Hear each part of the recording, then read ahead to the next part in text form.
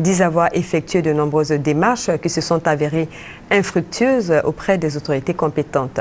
Elles ne savent donc plus à quel saint se vouer. Notre reporter Maniamia, de passage dans cette cité, a pu faire le constat. Voici son témoignage. La scène paraît désormais banale pour les riverains de la cité Abdoulaye Diallo de Yopougon-Béaï.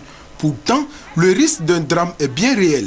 Ce trou d'environ 7 mètres de profondeur menace population et habitation. Il fait partie du quotidien des riverains. Tous les jours, des milliers de personnes empruntent cette voie pour allier les deux bouts du quartier. Jusqu'en 2010, même les véhicules passaient par là. Et c'est après 2010, je crois 2011, 2012, que cette voie a commencé à se dégrader. Selon les riverains de la cité, de nombreuses démarches auprès des autorités compétentes se sont avérées infructueuses. C'est la CIPIM qui nous a vendu ces maisons. Donc nous, en principe, s'il y a quelque chose, un pépin dans cette cité, c'est à la CIPIM qu'on doit d'abord voir.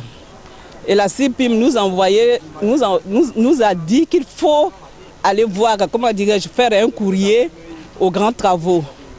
C'est ce qu'on a fait.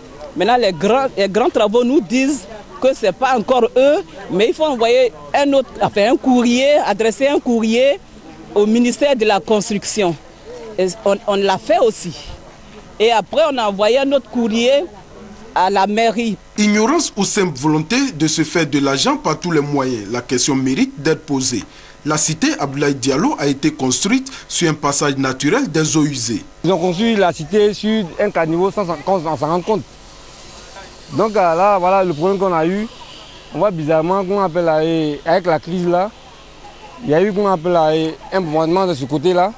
Donc ça fait qu'on appelle la terre commence à rentrer. En attendant qu'une solution durable et définitive soit trouvée pour redonner la quiétude aux habitants de la cité Abdoulaye Diallo, l'érosion, elle, n'attend pas. Avec elle, les odeurs nauséabondes provoquées par les eaux usées qui empêchent la population de respirer l'air pur.